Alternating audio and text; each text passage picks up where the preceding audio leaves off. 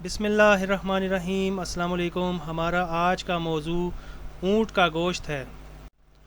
ऊँट का गोश्त एक कदीम और ताकतवर ग़ज़ाई ज़रिया है जो ख़ुसूसन अरब, अफ्रीकी और जनूबी एशियाई ममालिक में शौक़ से इस्तेमाल किया जाता है। ये गोश्त ज़ायक़े में मुनफ़रिद, साख्त में क़दरे सख्त और ग़िज़ाइयत से भरपूर होता है। ऊँट का गोश्त सालन, कबाब, कोरमा, यखनी या बारबेक्यू की सूरत में पकाया जाता है और रिवायती तिब में इसकी अफादियत मुसल्लम है। मिजाज के लिहाज से ऊँट का गोश्त गर्म खुश्क होता है। ये जिस्म में हरारत और ताकत पैदा करता है, इसलिए सर्द मिजाज और जिस्मानी कमज़ोरी वाले अफराद के लिए नहायत मुफीद समझा जाता है। अलबत्ता गर्म मिजाज वालों को इसे तरियाकी अशिया के साथ इस्तेमाल करना चाहिए।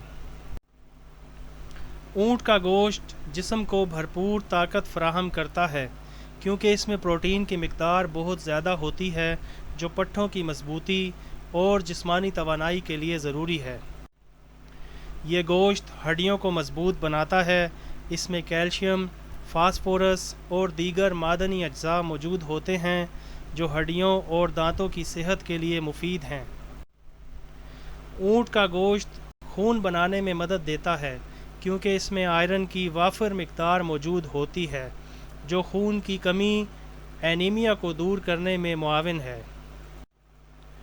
ये गोश्त मुदाफ़ियाती निज़ाम को मजबूत करता है। इसमें जिंक, सेलेनियम और दीगर ज़रूरी मिनरल्स पाए जाते हैं जो जिस्म को बीमारियों से लड़ने की सलाहियत फ़राहम करते हैं।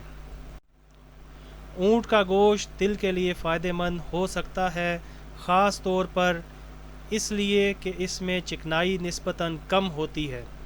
एतदाल में इस्तेमाल करने से ब्लड प्रेशर और दिल की सेहत पर मस्बत असर पड़ता है।